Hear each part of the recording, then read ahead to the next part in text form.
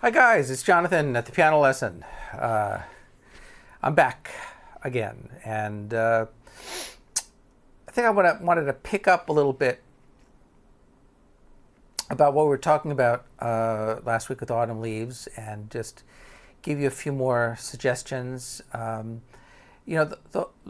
What I'm trying to do right now in my lessons is not so much teach you what a scale is or what a chord is or what a song is or any of that, but try to share with you my own personal way of connecting with a piece of music, to look at it more holistically and holographically, and to make a personal connection with a song. So that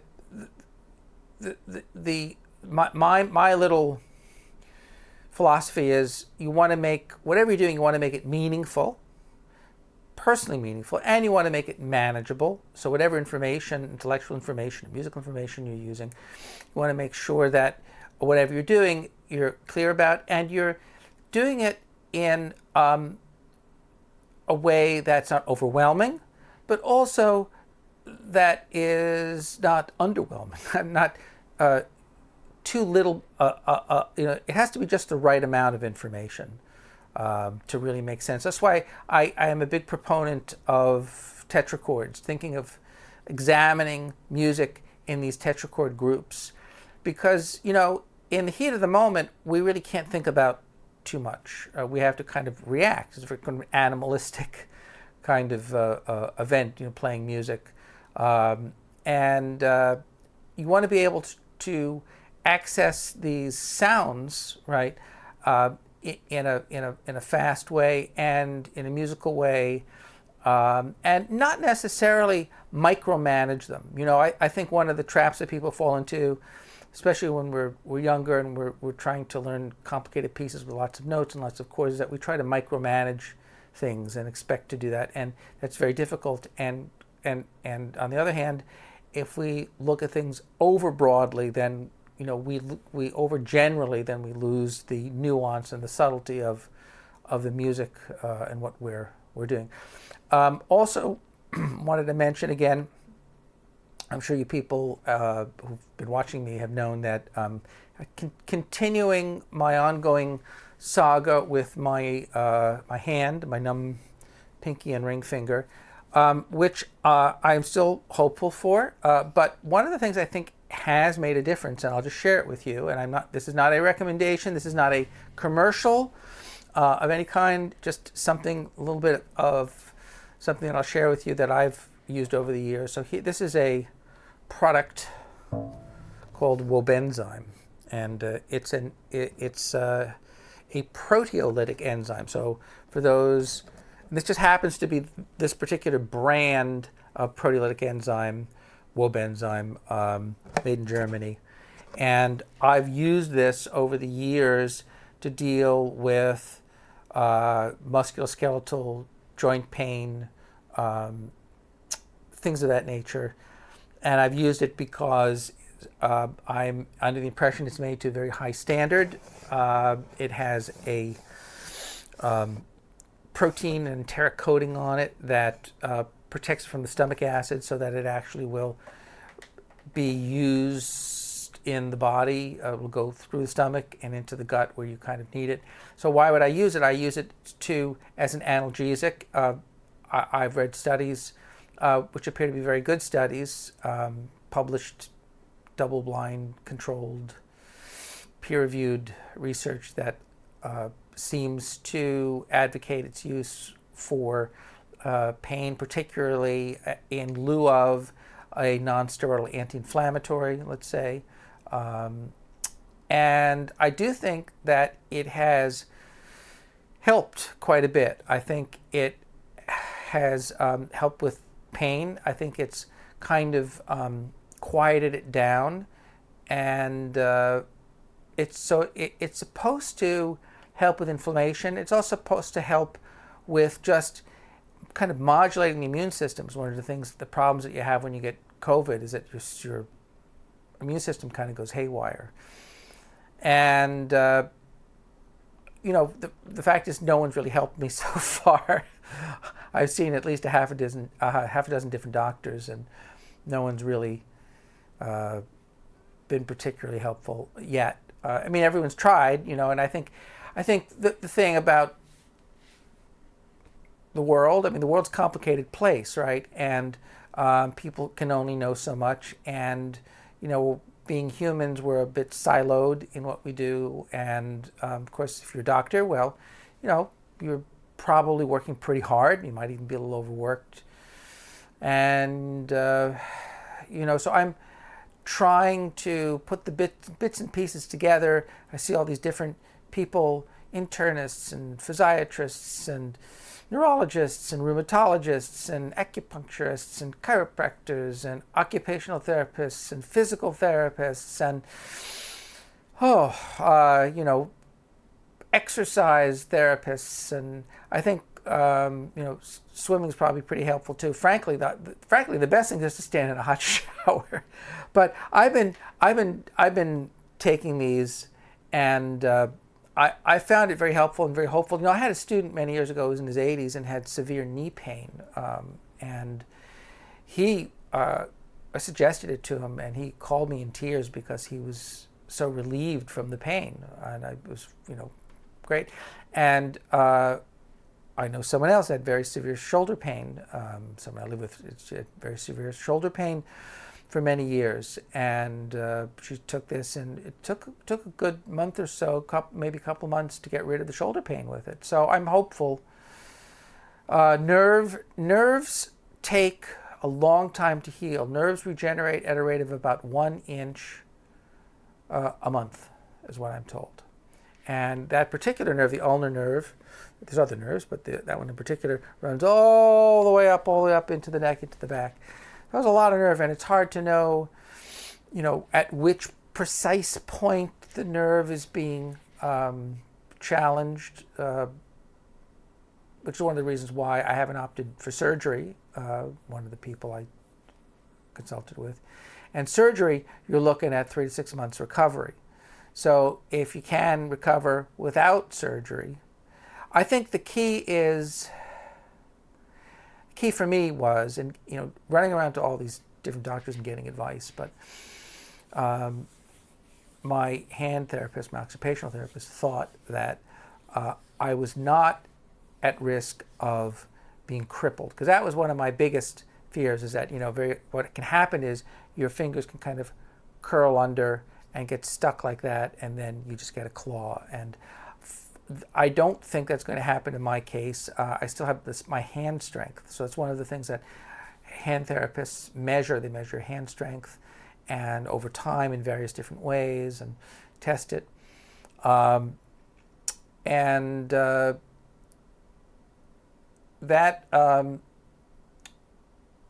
also did get a little gizmo, which I've seen on YouTube, where it almost looks like a little half glove or something, and that you can practice stretching your fingers like that. But I don't know how helpful that was necessarily. So anyway, just wanted to share that little bit with you. So let's talk about, we're sitting at home, we're trying to get a handle on a piece, and not only that, I think I mentioned that Autumn Leaves was a tune that maybe because everyone was playing it, and it was just all over, it was just so ubiquitous that I really didn't like it. I really didn't want to play it. And then I was kind of excited to hear this little clip I just happened to hear on the radio of some Tchaikovsky, and it turned out, the theme from Hamlet turned out that was Autumn Leaves. I was just really stunned.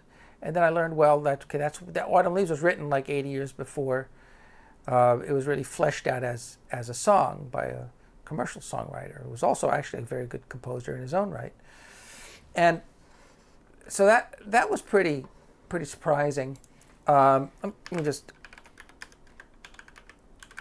look something up real quick, because there we go. Oh yes.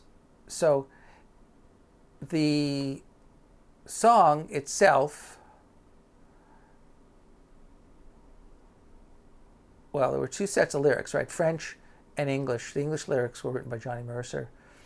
Oh yeah, Joseph Cosma. That's it. Joseph Cosma. That was the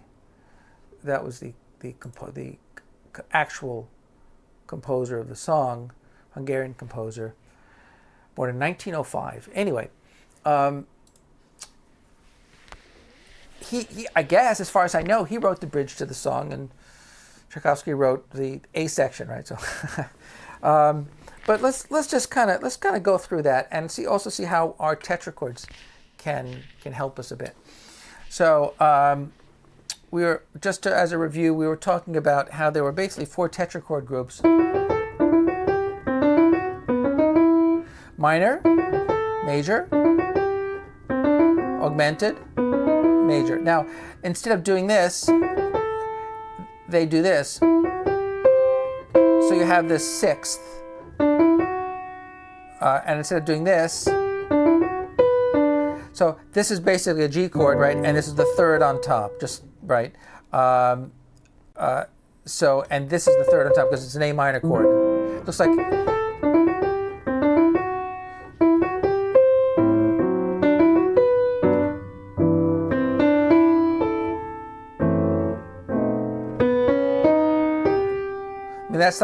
That's the basic tune, right? And I was talking about last week. I was talking about improvising, picking one note as what I called a point of leverage, and using that to develop a solo.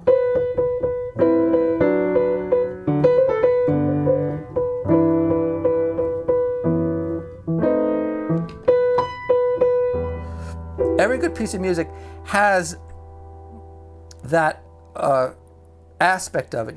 It's kind of well constructed. It has that, what I call an axle, like an axle on a bicycle wheel, right? So there's your point of leverage, right? And then the song kind of goes around that central point. So in this instance, I was just playing a B, right? But all around that, A minor, right?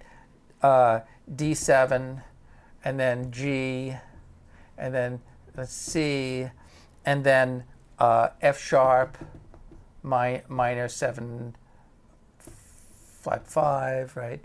And then B7, flat 9, and then E minor, in E minor.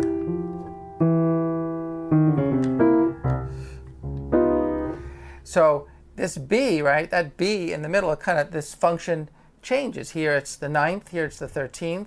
Here it's the 3rd, here it's the 7th, here it's the 11, here it's the root, and then here it's the 5th.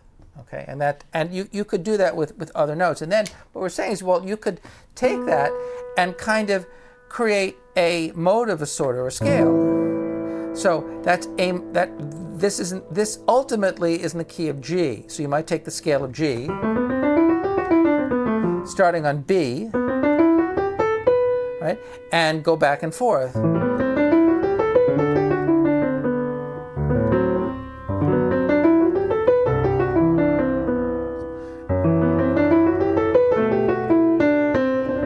Now that works pretty well because F sharp minor 7, flat 5, the flat 5 is the C, same scale, fits in very nicely. Now that D natural right there, or it's actually C double sharp. That's the, you could even say sharp 9. Okay, it's flat 9, sharp 9, and whatever you want, whatever you want there. I mean, I like 6 sounds, E minor 6, but.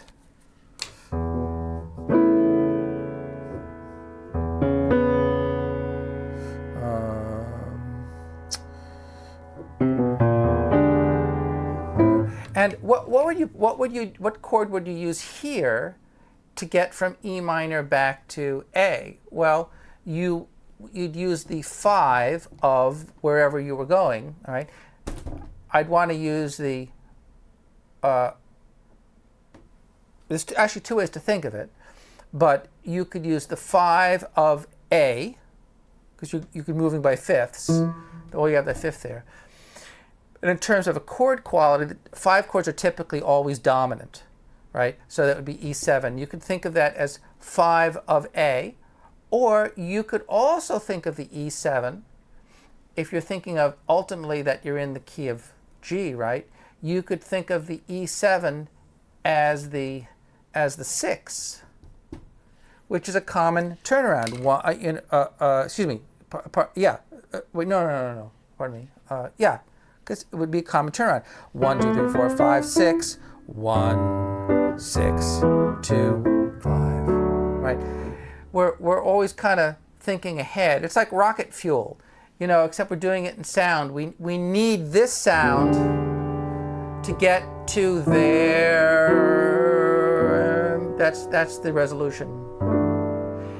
Actually, the resolution in this interesting way. I heard this in Beethoven. I'm trying to remember which Beethoven I heard the other day on the classical station. It would be on the classical station. Gosh, it's on the tip of my tongue. But you hear these phrases that Beethoven writes that are just really odd phrases, like harmonically kind of displaced. This phrase really comes to rest on C. We're in the key of G, but we start on 6. 6, 2, 5, 1, 6. That's really where the phrase kind of comes to rest. 2, 5, 1, 6. And really that, to me, the E7, that's almost the climax of the sequence. And then the bridge, 2,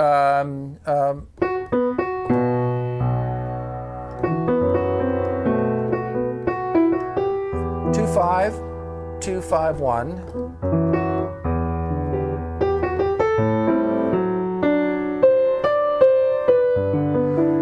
We're going backwards, aren't we? We're kind of going backwards. A minor, D, G. We're taking this, and then we're going back here, and then we're flipping back again, and we're outlining the chord.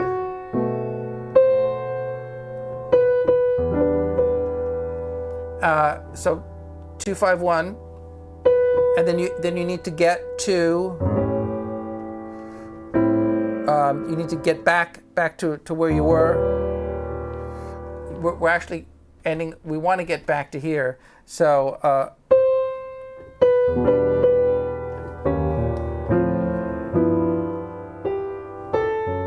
that's a deceptive cadence, really. It almost sounds like we want to get back to C, but we're really not doing that. So, but that's kind of a, if I had to think of 2 chords that were the most important in that tune, oddly enough, even though we're in the key of E minor, I suppose officially, right? And then we're in the relative major. We're also in the key. That's also a relative key. Okay, we're in the key of G there. But I think of actually C, and I think of these as being very important. And notice melodically, you have a lot of 6, right? 6th, 6th, 6th, 6th.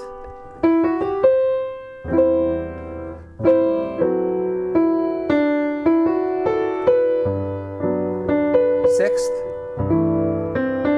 6th, 6th, 5ths. So what is that?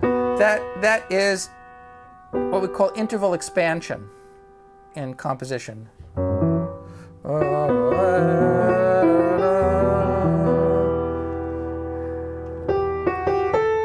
Creeping up. Now,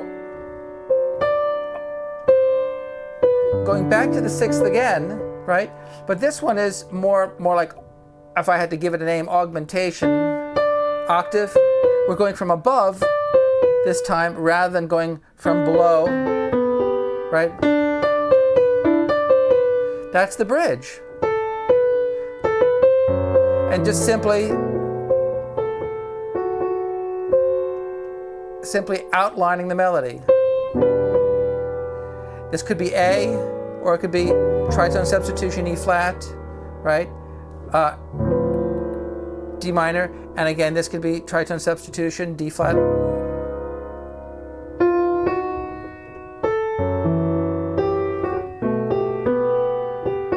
Sixth, fourth. That fourth has a very solemn sound to it, doesn't it? It's very kind of almost Renaissance, you know, but fourths and fifths have that very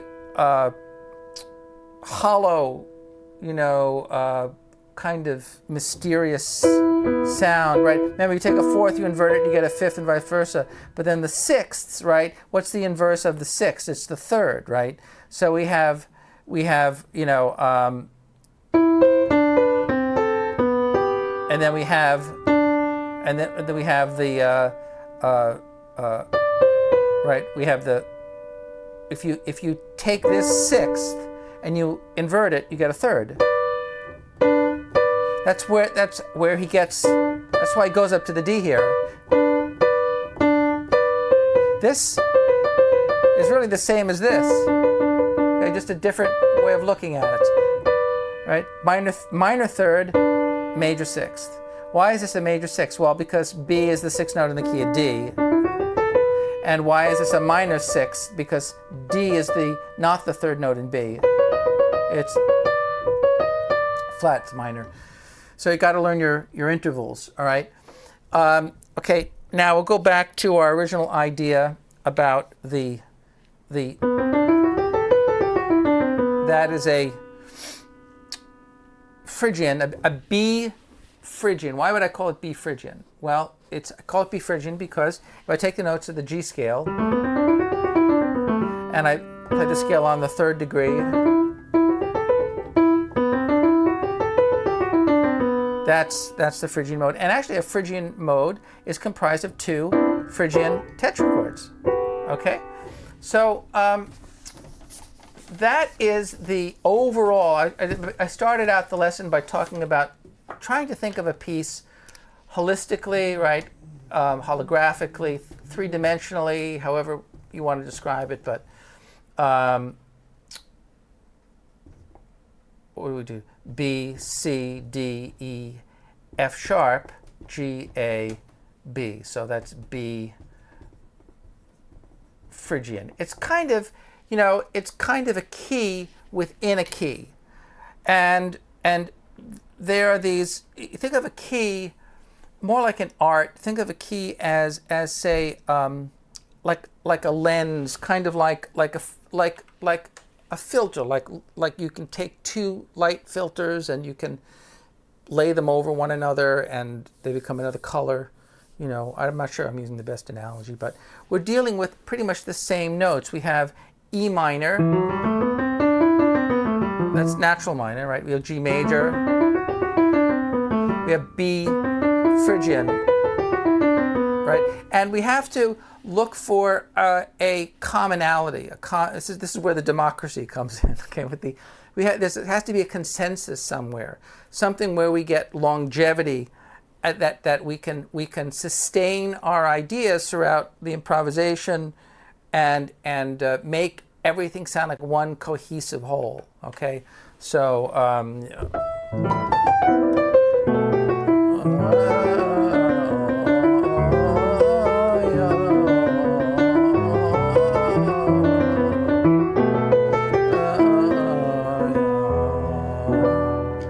I mean, that sort of works, that sound, and then breaking it up in different ways, you know.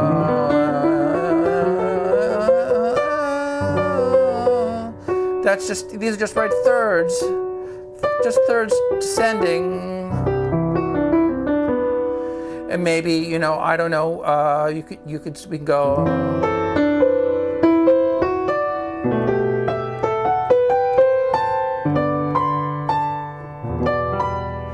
Sixth, right? You could practice this in sixth. That would be a nice idea. By the way, here's a quick trick. Practicing in sixths. Now, I've heard this trick from several places, one in particular from a friend of mine who was a really accomplished concert pianist who had gotten the bronze medal in the Van Cliburn. But when I was kind of studying with him, he was having me do sixths, and I later come to find out that probably if you could do no other exercise on the piano to keep your hands in shape, sixths are the one to do. And so if you want to do scales in sixths, for instance, I mean, you can do scales in sixths, but you can do 1-4-2-5,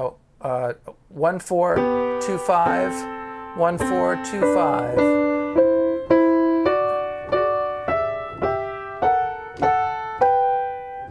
So those are the chords.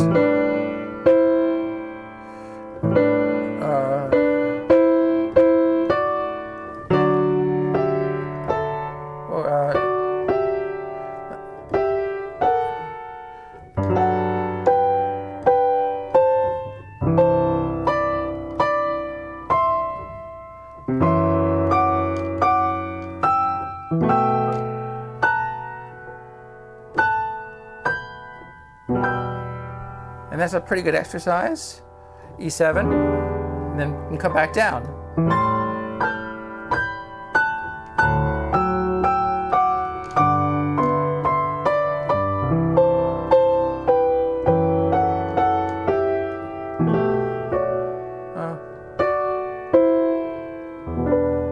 It's kind of a fun little thing to do, but it kind of opens up your hand here, particularly 3-4-5. Gets that nice bridge working, okay? And then when you approach the piano, you have a nice strong hand.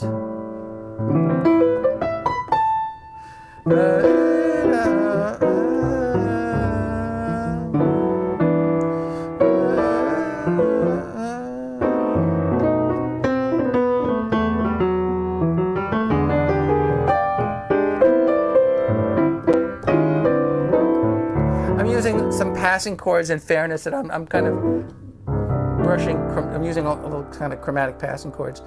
So one last thing, when we're thinking about these tetrachord groups, trying to wrap our heads around a tune that we didn't write, again, the Phrygian scale is made up of 2 Phrygian tetrachords. This is half, whole, whole, half, whole, whole, right? That's what makes the Phrygian tetrachord. And as it changes, here it becomes major, right? Major, major. Here it becomes natural minor, minor, Phrygian, right? So every time you change the mode, same notes, every time you change the mode, you're in effect also changing the perception of the tetrachord groups as well, right? So sometimes they're perceived as 2 major, sometimes 2 Phrygian, sometimes a minor and a Phrygian. But that's how I can, try to manage this stuff a little better when I'm practicing, so it's not just a jumble of notes. Okay, well, anyway, that's my lesson for today. I hope you had fun. I know I have. And until next time, we will see you. This is Jonathan at The Piano Lesson. Come visit me at thepianolesson.com. I don't actually live there, but just visit it. See you later.